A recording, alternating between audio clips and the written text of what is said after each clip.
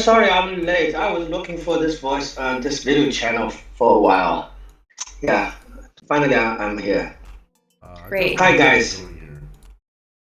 Hi. Alex, Hi, Alex. How you doing, Alex? Hello. Here's the information. Um, yeah,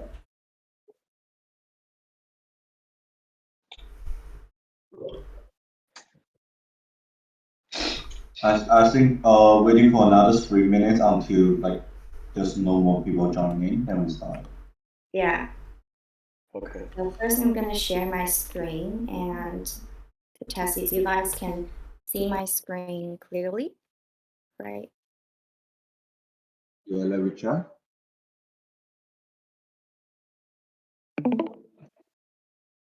Okay, can you guys see the keynote here?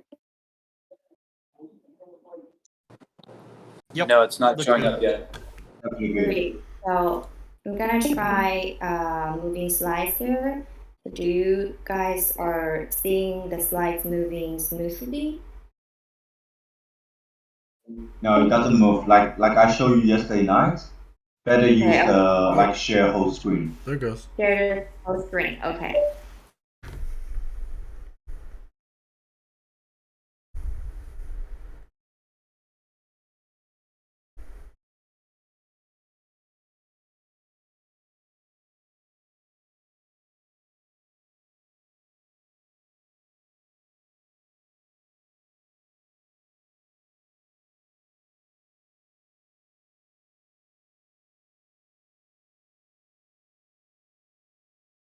Okay. So can you guys see my screen now? So this this time I'm sharing the whole screen here. Um, Yep. okay. So now I'm Yeah, moving smooth. slides. Great. Yep. You guys can look at the content for today before Danny to join us.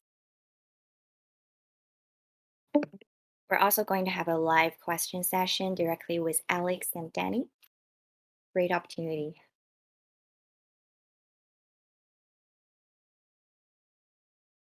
So Jack, please let me know if Danny has joined us and I can just kick off.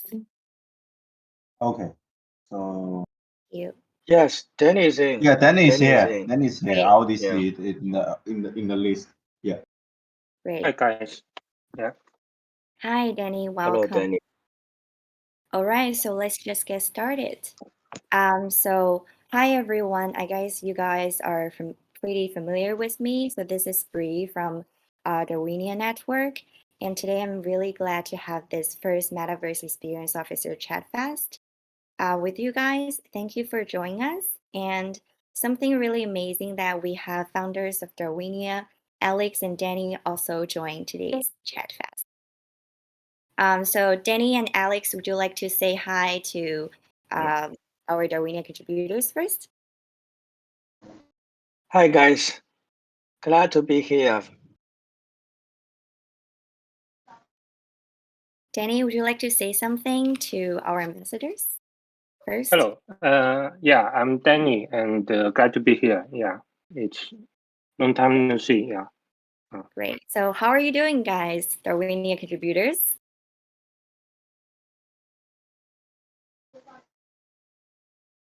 So you guys can also say hi to everybody.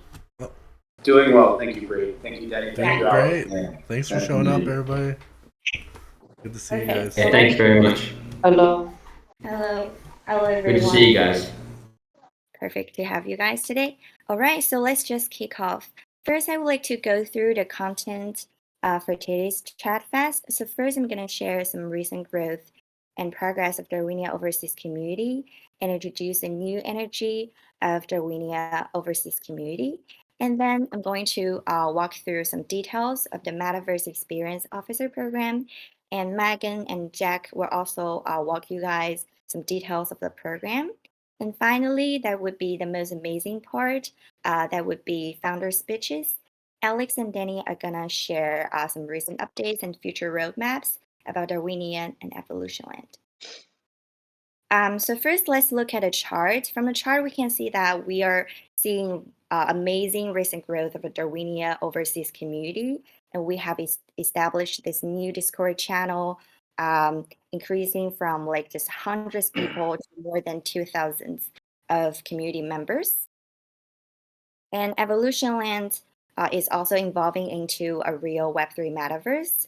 And since launch of the fourth continent, eco-continent, we are welcoming a lot of star projects and influencers to join EvolutionLand and buy NFT lands and communities here. So we have some star projects as polka dot projects you guys are pretty familiar with, like Fala, Crust, Plasm, and some amazing communities like YGG to join EvolutionLand.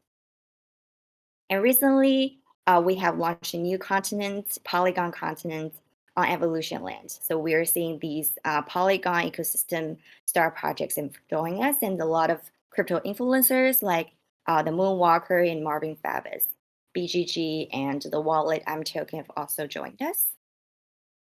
So now is the time to introduce the new energy of our Darwinia Overseas community.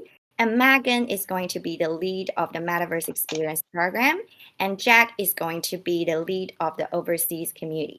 So Megan and Jack, would you like to introduce yourself a little bit and say hi to everybody?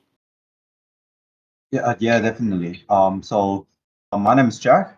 I'm the current lead of the Darwin Overseas community, and for few people we haven't talked. Hi, nice. Nice to meet you guys. So I'm currently doing I'm currently doing the lead of this community since like me and Megan will work up together, and hopefully we can build up this community better. Yeah, in fact, in any operation, you meet up the problem, just straight away let me and Megan knows, and we definitely can solve the problem for them. Great. So Megan, would you like to feed more on that and introduce a little bit about yourself? Sure. Hello, everyone. My name is Megan. Most of you know me as one of our moderators in our Telegram channels and on Discord. And over these last couple of weeks, it's been a pleasure to work with Jack on this new Metaverse Experience Officer program. And really looking forward to seeing some new faces around in the community. We've got about 20 different applicants currently, and just working through interviewing each one of them. So if I haven't spoken with you already, or if Jack hasn't spoken with you, then we'll probably be chatting with you very soon, just to see what your specialties are and how much time you'd like to commit to the project. But very exciting time, and nice to see things and updates coming together here with this meeting here. Great. Thank you, Megan. Thank you, Jack. Thank you, Megan. Yeah, I'm glad to have you guys on board. And at this time, I also would like to thank the previous lead of Darwinia Ambassador Program, Eve. And in the future, she's going to grow with Darwinia Program and grow with us as Darwinia Ambassador. And also, she's going to join the new Metaverse Experience Program as well. So, so now let's look at some details of the Metaverse Experience Officer Program. So I have several things to clarify for you guys. So first, EvolutionLand and Darwinia Ambassador programs have been integrated into one Metaverse Experience Officer program for 3 reasons. The first one is to welcome all layers of contributors. So a lot of new players came to Darwinia recently, came to Darwinia ecosystem to contributing because of the game EvolutionLand. And seeing the previous name Darwinia Ambassador Program would be a little bit confusing for them. So, but there would be much overlapping work if we're going to have 2 separate ambassador programs. Not to mention Darwinia and EvolutionLand already have got a really tight bound. So I guess integrating the 2 programs into one Metaverse Experience program is efficient to welcome all layers of contributors. And for some new contributors of Darwinia ecosystems, I also would like to introduce a little bit about a bound between Darwinia and EvolutionLand. So Darwinia, along with the multi-chain polka dot vision, before the Web3 really coming in the future, we definitely would like to create one in a Metaverse game, EvolutionLand. So EvolutionLand has got 26 different continents on different blockchain networks, empowered by the primary Darwinia cross-chain technology. So EvolutionLand is actually a showcase application of the cross-chain bridge technology of Darwinia. So finally, the third reason, why is it called the Metaverse Experience Officer Program? So we know that EvolutionLand itself is already a Web3 Metaverse game, but we're seeing the current Metaverse development is still featuring isolated Metaverse projects, lacking enough interoperability. So Darwinia has been working on cross-chain bridge, which is really critical to the future revolution of Metaverse, connecting different Metaverse projects into a real Web3 Metaverse. So the Metaverse Experience Officer Program is open to all contributors, both Darwinia and EvolutionLand. Some more upgrading and integrating details we're going to post a Medium article, and you guys can definitely go through it and get more details of it. And then Jack and Megan are going to go through some details of the Metaverse Experience Officer Program, share some of their profile and an interview experience with us. So would you like to go first, Megan?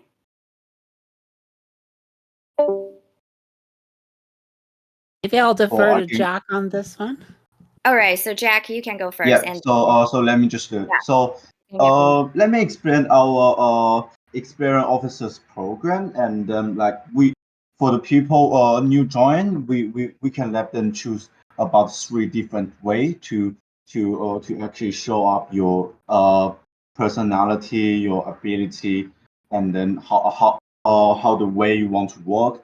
So basically, you can choose from the new media operation, basically making the contents, like you are recording the videos, or like you streaming the Twitter, or the Twitters, or whatever the streaming platform, or you actually write down the article for our community. Either way is okay. And this is the first way which in the new media operation. Secondly, if you you don't have the ability to show up the word in contents, then maybe the other way is you can help us to manage the community creation. What I mean is you can help us to manage it in the group chat, for example in the Telegram and Discord, like answer the question from the guest, and then find out the problem in the daily operation. And then thirdly, we have few of the people register community activation. Those people, they are really energy, and then they are engaged to most of the activity, like in officially, or he personality want to show up every week, they tweet on the tweet, and or they having stream to actually explaining to the normal people who don't have experience, show them the gameplay or answer their questions. So this is the 3 different way we can currently have now. And since the pretty much the 2nd of the September, we now have almost 20 application of the experience officer program apply. And then there's 13 people, me and Megan already reviewed and already joining us. The working time zone is covered from United States time, from the Universal time -6 to Universal time plus 10, which is from the European country all the way across the Asian mainland, and then all the way past to the Korean. So this is kind of like this is a really huge time zone. We pretty much can we pretty much can confirm like those 24 hours. Definitely have somebody in charge online, can help the people.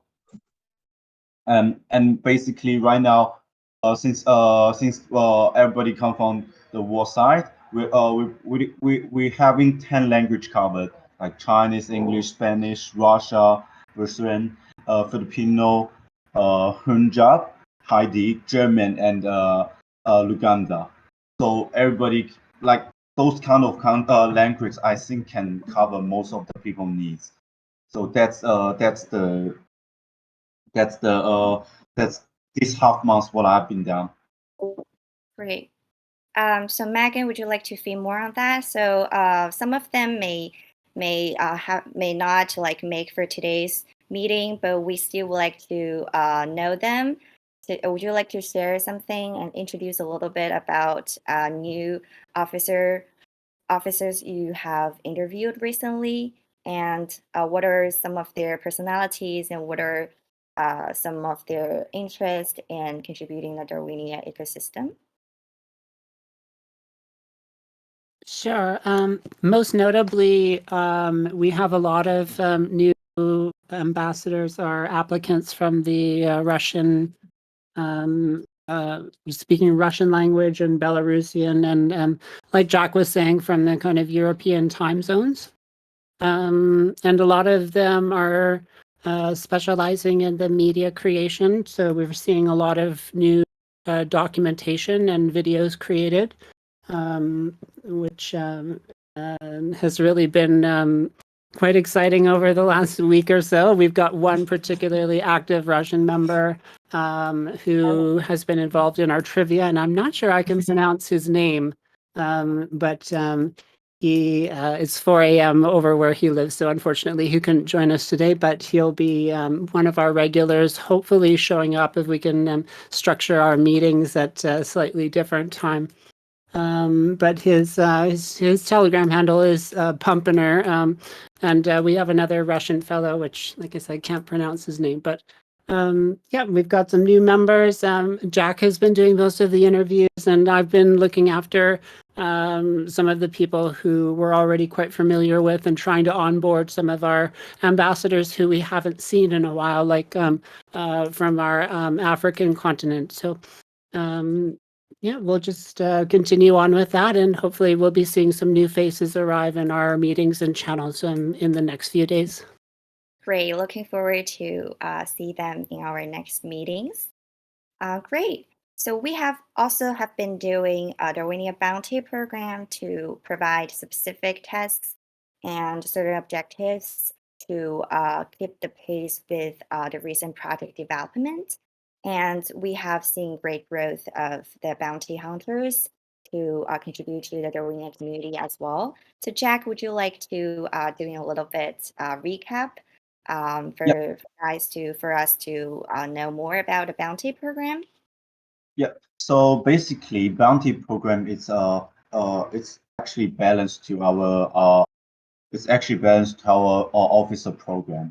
So in the office program, in our office program, you mainly have a minimum required for your daily job. So once you hit the minimum required, you can get a basic salary. For the bounty program, it's for those kind of people who have a stable time, can keep online every day. Like they maybe they can doing their own work by bounty, and once they finish, we give them the salary. Like there are two different kind of program who can work out together. Right now, since the 1st of the September, we have been counting almost like 20 actually 27 bounty has been done, and it's by 10 of the bounty hunters. 26 of the bounty has a really high value, but just one video bounty, because he don't meet the minimum required, so we haven't counted yet. In those 26 job has been done, there's like 8 videos being submitted to the kind of platform like Twitter, like Facebook, like YouTube, like doing really good high quality videos, and 11 articles like about our EvolutionLand program or about the now webinar. Sorry, I got cold these kind of few days. So they are doing really well. Some of people they're doing translated job. They translate the document to their own language. In here, I have to mention the people. It's called Count H. He doing really good. Like he translate a lot of document to the Russia language. I appreciate it. Really high quality. Thank you so much. And there's two new local community has been created, and we appreciate the work. And one poll case as well. So this is what we have done in this half month. Really good, guys. Well, really good job. Thank you for helping. We really appreciate it. Yeah, amazing to see so much materials, and we're going to gradually post them in our Twitter and distribute these amazing materials to our different community channels to better attract more contributors to the Darwinia ecosystem. Thank you guys for your contributions and attention and enthusiasm to the Darwinia ecosystem. All right. So that's the most exciting part of today's Chatfest. We're going to welcome Alex and Danny to have their keynote speeches. So these are several topics they're going to share with you guys. Alex is going to share our parachain auction plan and a brief subscan update. Also, he's also going to talk about a little bit about EvolutionLand, some new gameplays you guys are really concerned about. And finally, Danny, our CTO, is going to cover some really tech development, including bridgers in the Darwinia Crossing Bridge and need updates of our wormhole. Yeah, so let's welcome Alex to go first. Alex, are you ready? Yes, thank you, Bri. Okay, first of all, I'd like to address these topics. I will cover all of them, and when I look back, it's almost a year ago when Eve started the ambassador program for Darwinia, and look at us now. We have so many new faces, new energies, new bloodstreams coming together, help us reach the communities. We have, from my experience and many users' feedback, many users they have supports, they have help from our Telegram channels, our WeChat channels, now Discord channels, and also with the help of all these ambassadors, we can reach out to the broader communities outside China, to more Western communities, and help us spread the brand image, the project to more people. Here, I thank you all ambassadors for your hard work for the past year, and I'm very confident that with this adjustment to Metaverse Experience Officer program, we can do even better and help this project reach to more people. And for the projects, I'd like to start from EvolutionLand, because this is the most visible project everyone can see and play and experience it. Like last year, this time last year, we see Defy comes to our site. It becomes to a big thing, and then after that, we see NFT, we see crypto art, and now we see the level 1 blockchain war or level 2 competitions. And I truly believe that the next maybe the next big thing will be blockchain game, because all the elements, all the components are here, and I'm very happy that we are on the right track. For the EvolutionLand, we have seen for the past months, we delivered, we launched the 2 continents. One is on Heco, and the most fresh one is on Polygon. We conducted a pre-sale on OpenSea, and then we use all those revenues from the the auction and use that to share with all the users. Like 10% goes to the lucky draw pool, and 30% goes to the farming incentives. 30% goes to the initial liquidity program. Things like that. This is all. This is what EvolutionLand is trying to do. Is the game developed and influenced by users and also shared by users. It's a users game. So as play to earn game is getting more popular, EvolutionLand will follow this path, and very soon we'll open many more proposals for users, for stakers, for players to vote, so that people's opinion will affect the game as well. And we also see that we have new gameplays in Evolution, introducing EvolutionLand, like the drills, the farming, those spots in the land that you can reserve or you can fight for. And for the next phase, I think the EvolutionLand will focus on enriching the gameplays to stimulate the usage of resources, apostles, and the lands. All those gameplays will go around all these core elements. Like we probably will introduce profession for apostles so that they can choose what professions they will become, and so that their capabilities will be enhanced. And also we will introduce PvE and the PvP gameplays in the game. And also there are some other gameplays are in discussion. I will not disclose at this moment. I will leave that to our project manager, Gravitani. He has his rhythm to release them. But I will assure you that all these gameplays will be fun and exciting to play. Yeah, this is about EvolutionLand. It's our major flagship application to demonstrate the multi-chain application in the Metaverse universe. So we will continue to work hard on delivering more features and the gameplays to users. And the second one is Subscan.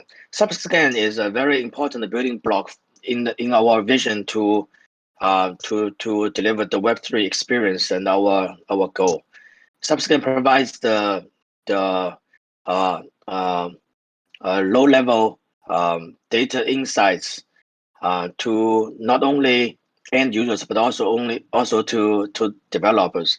Since the first round PLO, the Parachain auction, we launched the PLO dashboard, which is focusing in helping users or projects to participate in the Parachain lease offering events. And we are proud to say that we are now supporting all the Parachains and all the Parachain participants in Subscan. So users will be it will be very easy for them to see the live auction metrics, the funds raised, the number of participant supporters, things like that. And also during the past several months, Subscan launched an API service for public individuals or companies or developers or projects. They can apply for API and they have better access to those data. And during the Parachain auction, many of those projects, they already using Subscan's API so that they can deliver their dashboard to help their users to contribute. So Subscan will continue in this area, and we will support as many as substrate-based projects. And we also work on the depth of those data analysis, and we try to deliver value-added service to users and the developers and the broad substrate communities. And yes, that's for Subscan. And for the parachain, many people ask, Darwinia or Crab Network participated in the first round parachain auction. Why don't you guys participate in the second one? Yeah, this is the decision we made after a careful consideration and lots of discussions. There are several reasoning behind that. The first one is the cost-effective factor, because since after past the first auction, we have observed that the cost for obtaining one slot is pretty high, and the technical usage, the utility we can get from that is limited. This is because this is still infant stage for the parachain. For Kusama itself, parachains get connected, don't have much technical usage. You can actually send or communicate, exchange messages. It's workable, but not very smooth. And also, there's a high risk. There will be a technical failure, and we've observed that. So we think the benefit for getting a slot is more marketing focused, but not technical reward. So this is the second reason, and the third reason is that we had a proposal passed like several months ago, that community demand to rebrand the Syrian token name to Crab to be consistent with Crab network.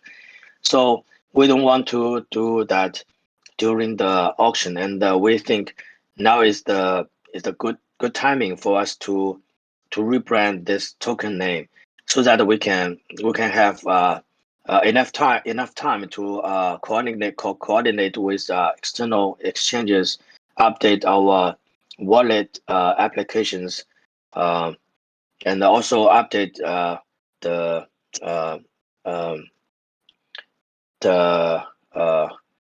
the wallet. There's several components will need to be updated to support the rebrand, and also the marketing effort to spread the word. And there's a technical challenge for us, because unlike other projects, when they auction, when they connected to the parachain, they most often they only have a brand new project. They issue their tokens through this parachain event. So for them, the burden is minimal. And for us, Crab has been running for almost a year, and it's more than a year actually, because we are the first to launch a Crab network and the Darwin network, and all those are working in production mode. So there are lots of activities, lots of token balance state update already stored, happened and stored on chain. So when we use this chain to participate in the auction, there will be a great technical challenge if we win a slot. The chain, how we will hot swap the chain to the parachain. There will be a technical challenge here, but we are working on a solution that is S2S bridge that we're trying to auction using our so-called redirect chain, so that it's a new blockchain, but also it can be connected to our current Crab network, so that the values they can take it into exchange, but will not affect the redirect chain's liveness. So with all these factors, we decide that we take a break. We will not participate in this round of Kusama auction. but we are not going away. We will come back when we have all this. And also, we from the first auctions experience, we do have many support from our supporters, but it's not enough. We need to enhance our marketing effort. We enhance our brand awareness so that we can get more support from our community. This is why we are upgrading our ambassadors program. We have Megan on board. We have Top Dog, Jack on board. We're trying to enhance our marketing effort, especially in the Western community. So we think we will probably come back for the next auction, PLO on Kusama, and also when as stated by Parity, that Polkadot auction is around the corner, and we will join that PLO as well. So we will continue our auction from the third round of Kusama, and when Polkadot's parachain auction starts, we will go there using our Darwinian mainnet to bid for a slot there. So this is our parachain auction plan. Yeah, and for the Darwinian network, and as I just said, EvolutionLand is the most visible project. People can see in the field, they can experience it. Darwinia as serving as a backbone, as the critical infrastructure in this metaverse or multi-chain universe. Darwinia's work, more of its work is kind of invisible because it should be visible. People should not feel its existence. If they feel something might be wrong, right? So Darwinian, during the past several weeks, the Darwinian network is doing lots of runtime upgrades.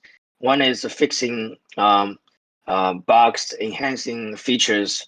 We are pulling down some upstream updates from Substrate, from Parity, and then also other PEP projects, substrate-based projects. People are submitting improvements so that we are also upgrading ours to enhance those securities and the bug fixes and the feature enhancements.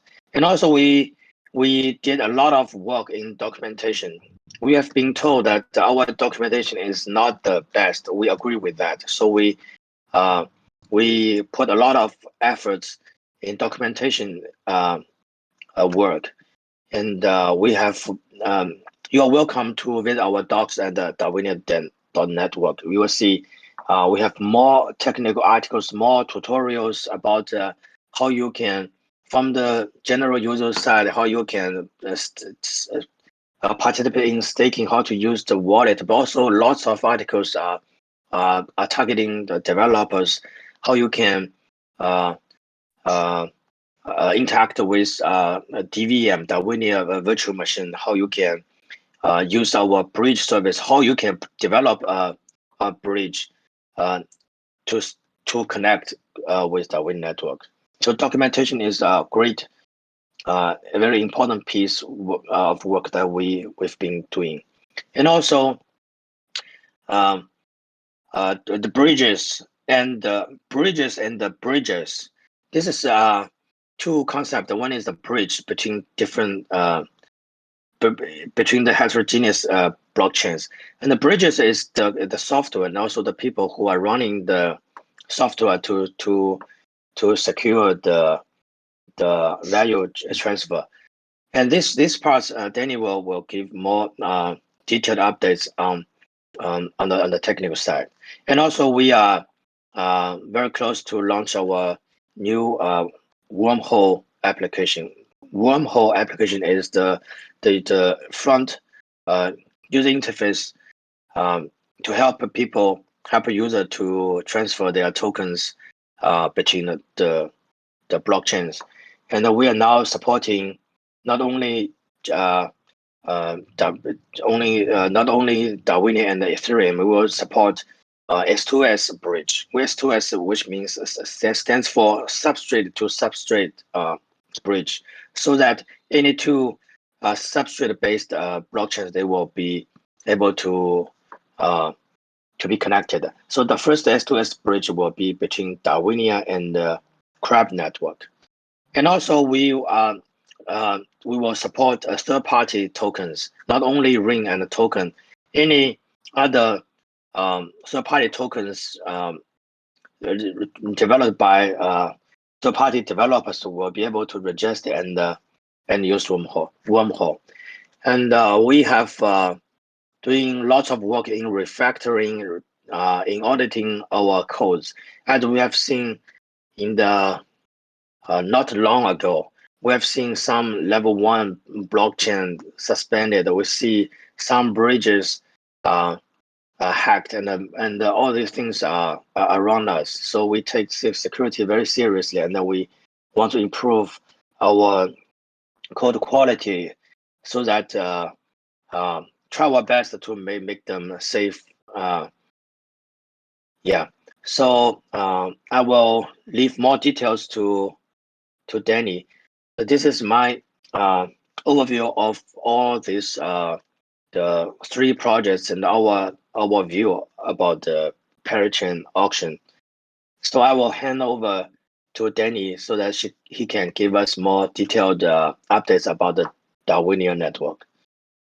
Thank you, guys. If you have questions, you can answer in the Q&A session.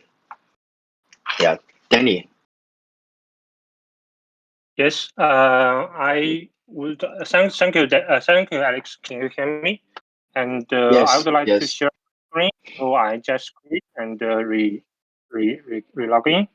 And yes, okay. Okay. Can you see my screen?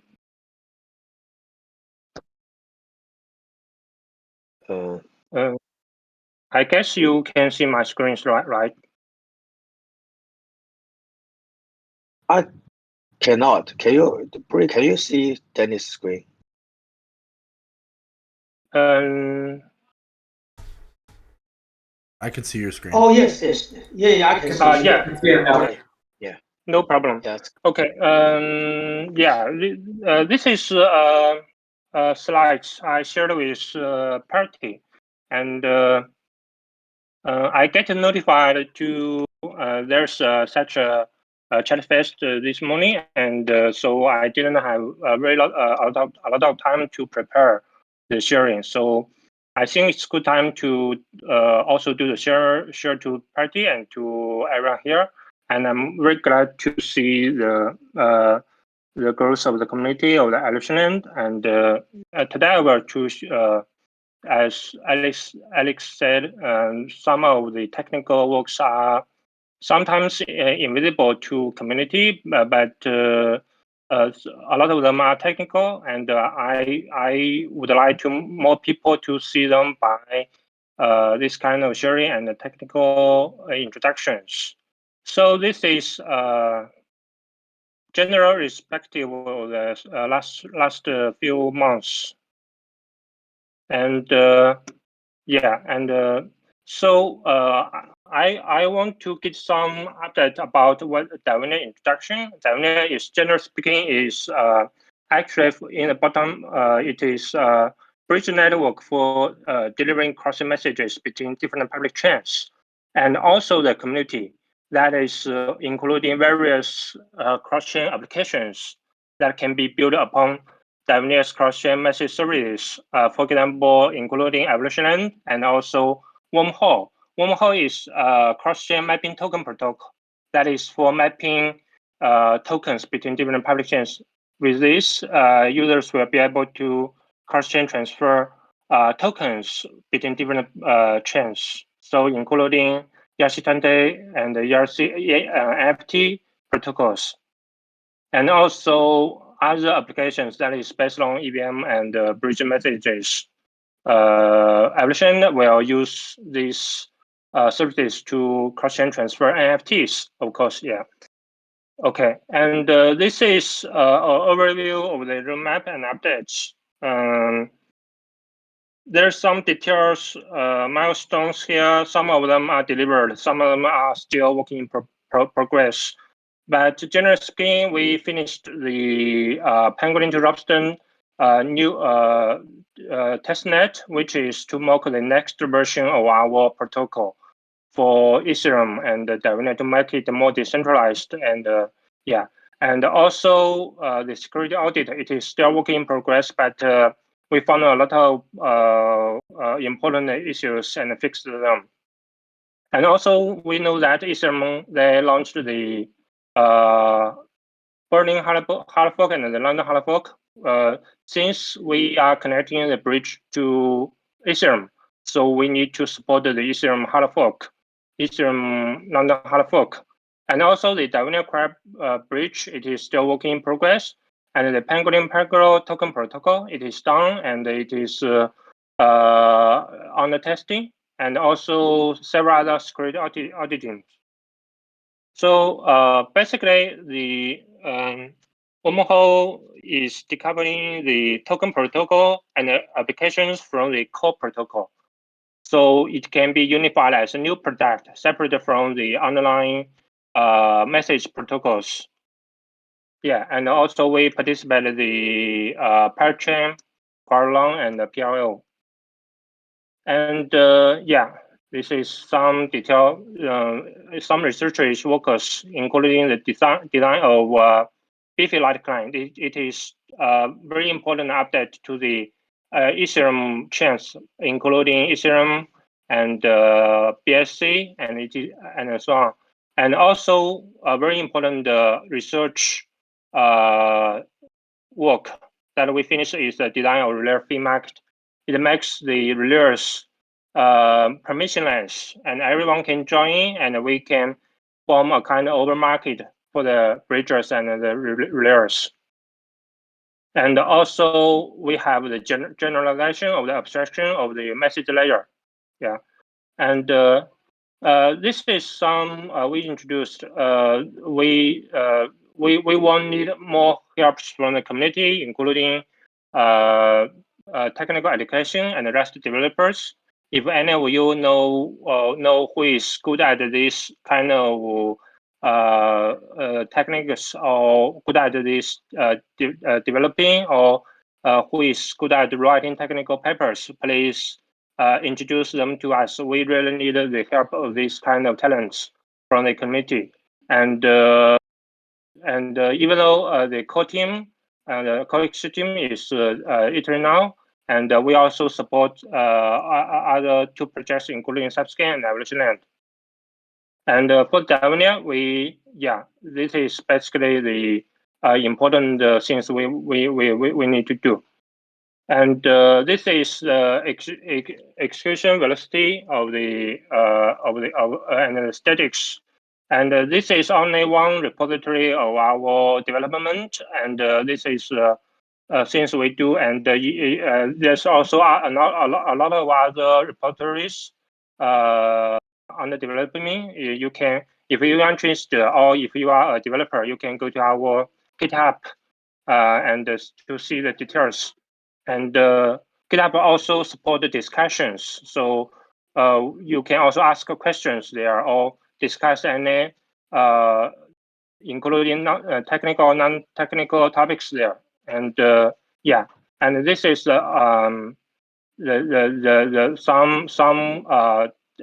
team collaboration achievements. And this is a very important thing we did, which is also invisible. It is a performance improvement.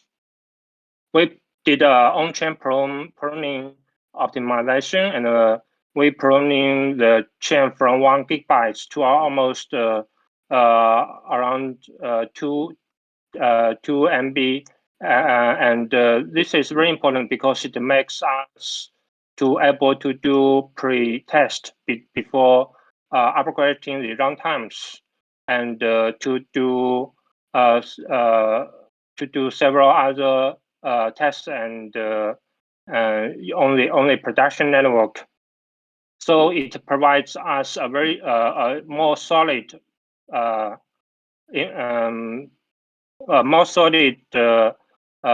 chain. That is, we were running the bridges.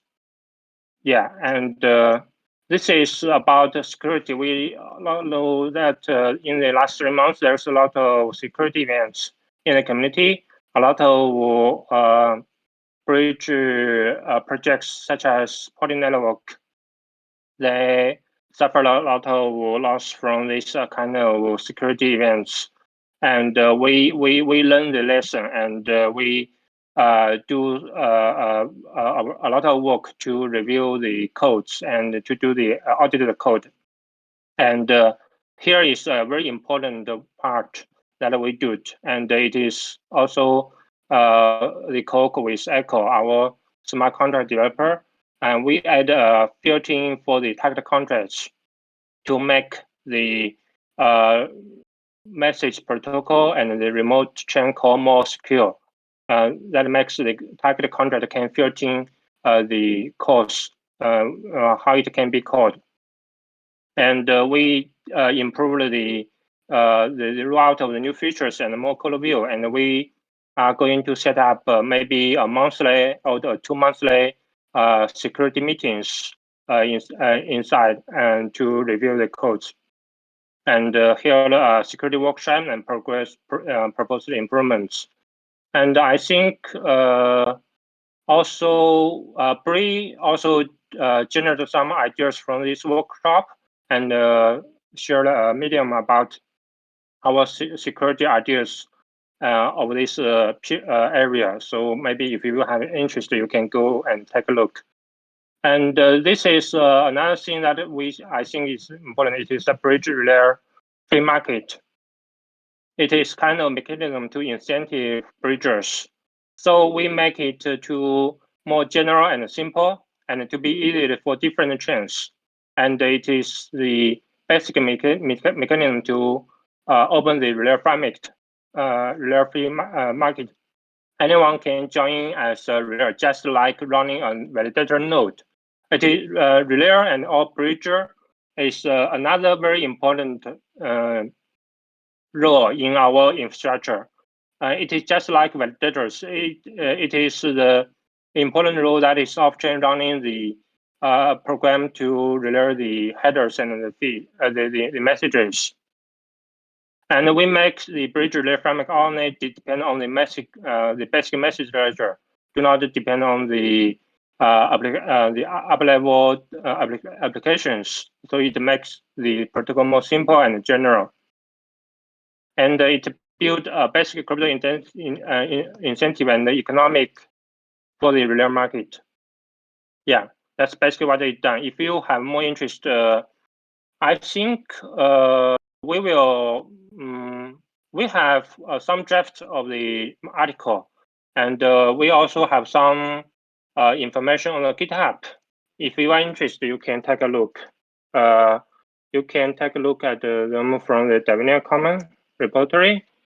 And if you go to here and you go to the docs and the relay free market, you can take a look at the details. Yeah. And finally, in the ecosystem, we have several other important progress. Also, Alex and Bree have done. And we may want to progress the developer communities that is using diverse EVM, we call it DVM, and to I think before that we still need more documents and development tools. Be ready for them to participate and develop on Davina. And and also Belarus program bonding and grant. If you are a developer, take a look and join the Belarus program. Yeah, that's basically we retrospective of the last several months. And if you have any question, you can directly ask me too. Yeah, and yeah, that's basically what I want to share. And yeah, okay. Yeah, thank you, Danny. And I guess our investors must have been really excited to hear that the Polkadot payload auction is around the corner, and to hear so many technical updates and insights from Danny here. So let me share my screen now.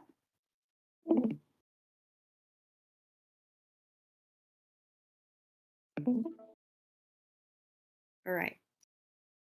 Okay. So now would be the live question session for you guys. So for now, if you have some questions, you can directly interact with Danny and Alex, and would love to address any of your questions. Great opportunity for you guys to raise your questions and talk to Danny and Alex. So Megan, would you like to be the first to kick off? Sure, I've got a question. When people talk about blockchain explorers being EVM aware, what is it they're talking about? And is Subscan an EVM aware blockchain explorer?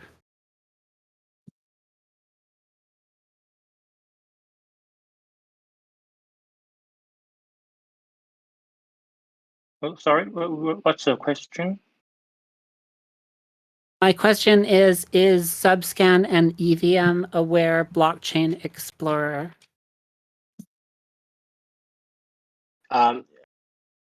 Yes, Subscan is designed to be supporting major virtual machines. EVM will be one of them. It will not be the only one. And Subscan is going to support EVM and also support Wasm and Ink virtual machines. So that when develops, they use Solidity, or they use Wasm or language to develop their smart contracts. Subscan will be cover them all. Yeah, EVM will be the first. Yes. So the question, the answer is yes. Yeah. Thank you so much. Thank you for your question, Megan. Guys, do you still have any other questions?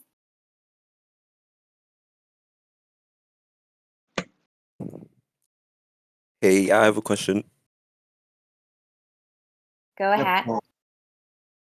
Yeah, so I was just wondering about the NFT substrate to Ethereum bridge that you guys mentioned in the Polkadot Decoded event. I was just wondering how the development on that is going. Okay, I can give some introduction, and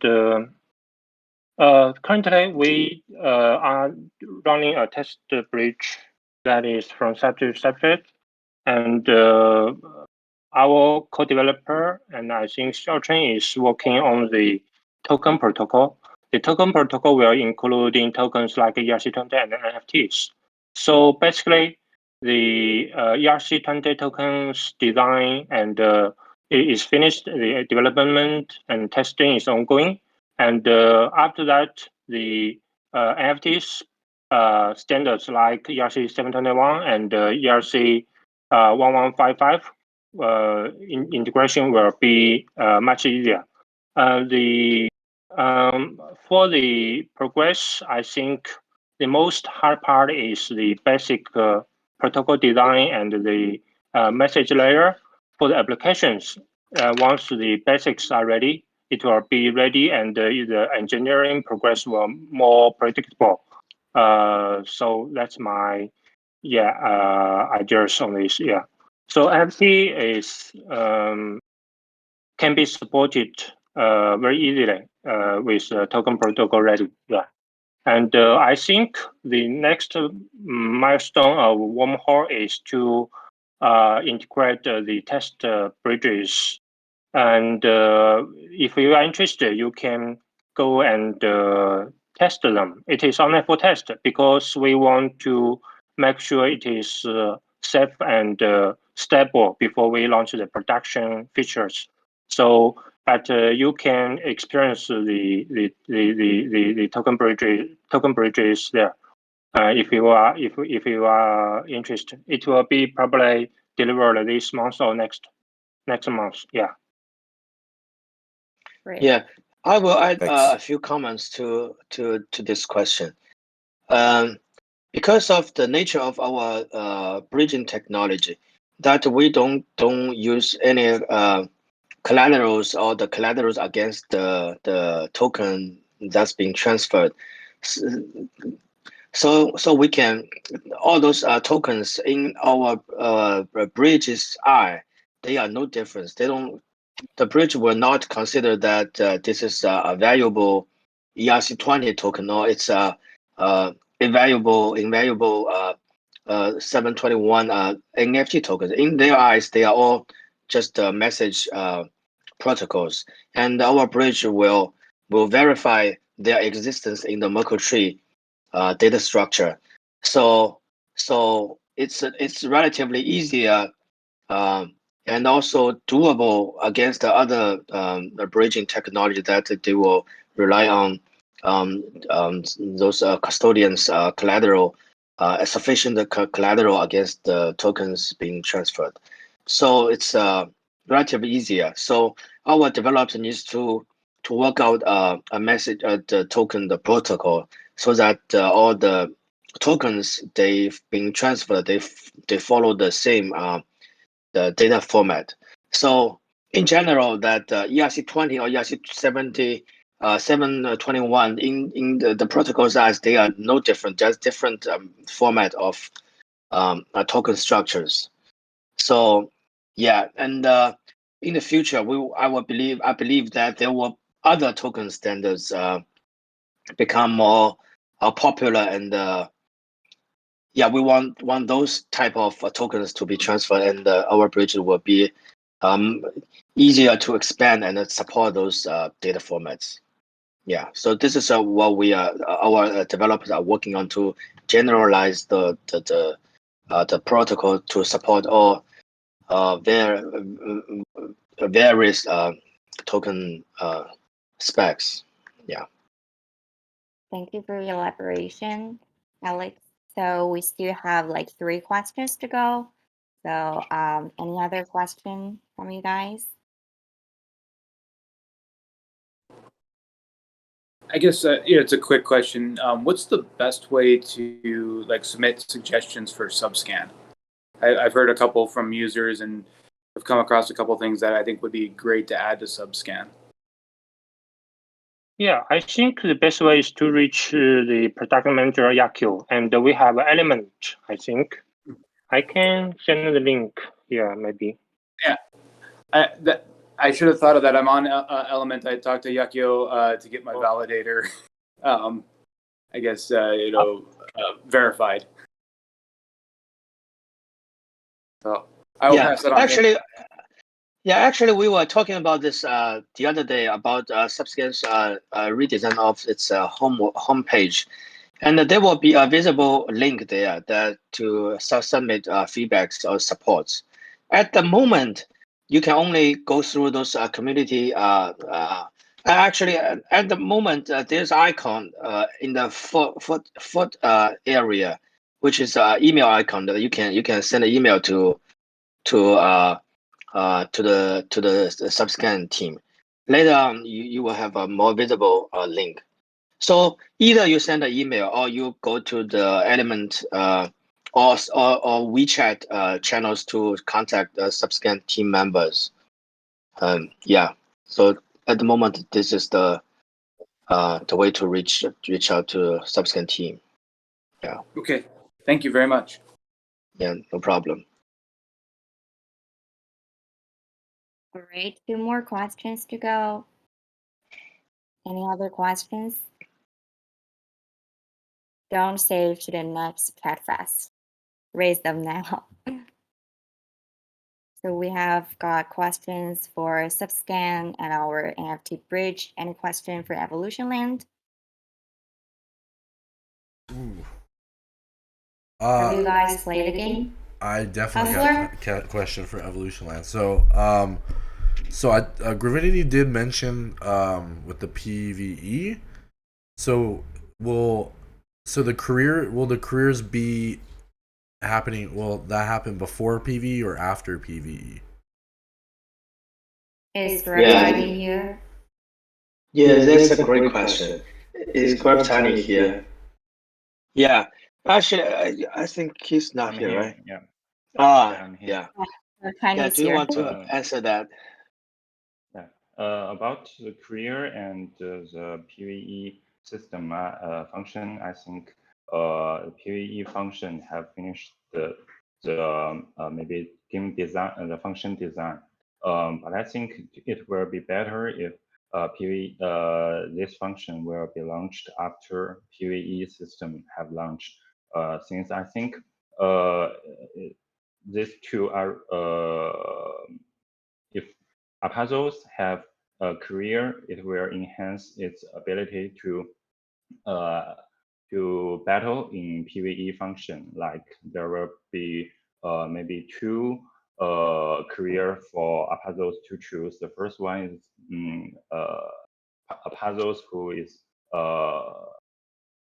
have advantages to use sword, and it means the these puzzles could enjoy the enhancement of their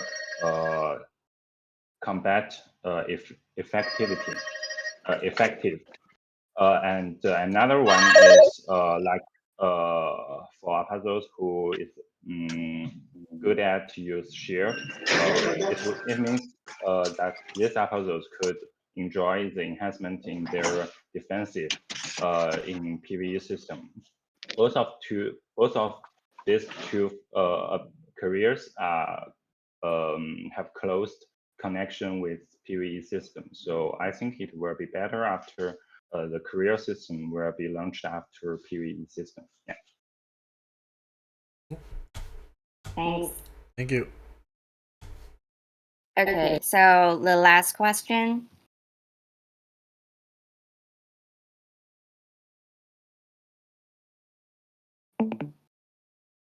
No one is going to ask questions. Yeah, I'm fine with it.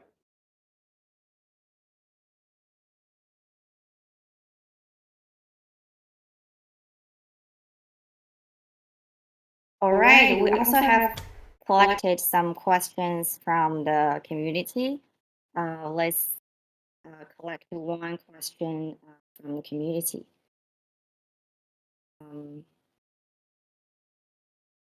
That's also a question for EvolutionLand.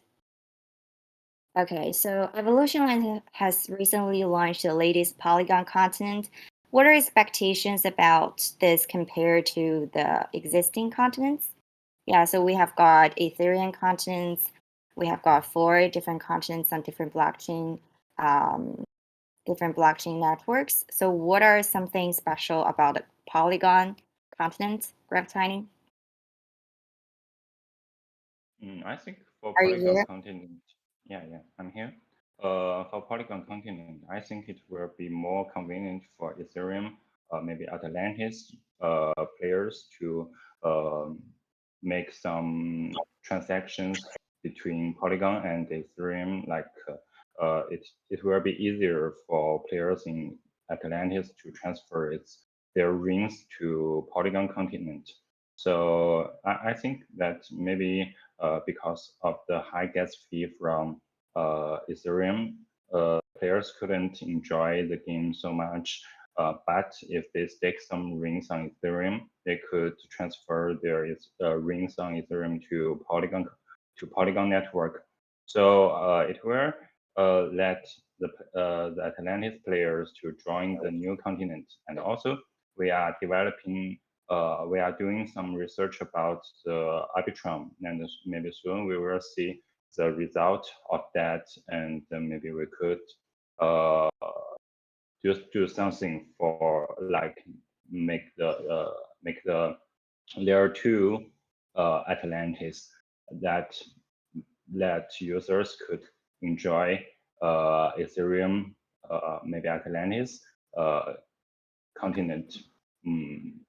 And also for Polygon continent, as we see that the gas fee is much lower, even much lower than Heiko. So players could do more maybe actions in game and without worrying about the payment, the gas fee payment. There were, I think Polygon continent is much popular in overseas communities than Heiko continent. Heiko continent, most of the Heiko continent players is from Chinese community, but we see that for Polygon continent, more players is overseas players, and also we are developing some overseas communities as well, like Russia one and the Spanish one. So we are glad to have to let people from different countries, different areas to enjoy and play to earn in EvolutionLand, for sure. Yeah. And thank also, you very by the way, I will send maybe design picture for PV system in ambassador chat for you guys to take a look later. Great. The PV Yes. is finally coming. Alex? Yeah, but I'd like to add some comments as well. This actually different. The game is deployed on multi blockchains. It's like any in real world that any economic entities they their prosperities are affected by many factors. Some are the country's fundamentals. In here, like this blockchain's fundamentals, the the active users, the gas fees, the speed of the chain, and all other depths within this ecosystem. So all those things will affect the one continent's prosperity, and this is something we'd like to see and how it will grow. So in the Polygon. On the Polygon continent, I agree with Gravitani. It's most alike Ethereum, but the gas fee is lowest. And also, I will emphasize that because each continent will have its own governance portal, so stakers or players on the continent will have the rights to vote for the future of their continent. So the game plays will be the same, but based on those different parameters, I believe those continents will evolve into different ways. Some will be like resource focused continent. Some will be more like more focused on other economic aspects as more gameplays are introduced. So it will be interesting to see how those continents will evolve into. And eventually, all these resources will be unified, and the barrier between the continents, the barrier between the international trade will be dismissed when Darwin's bridge is out and support all these blockchains and support NFTs. So people, those economics will, the capitals, the resources will be free to flow. It will be the goal we are trying to reach, and see how these continents, those the metaverse will react.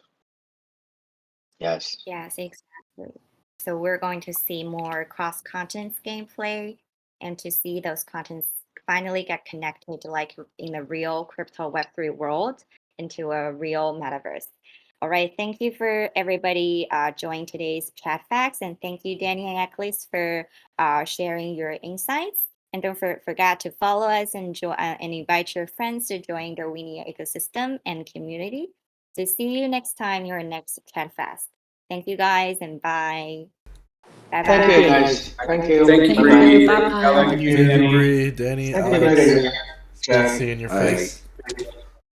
Bye bye. Bye. Bye bye.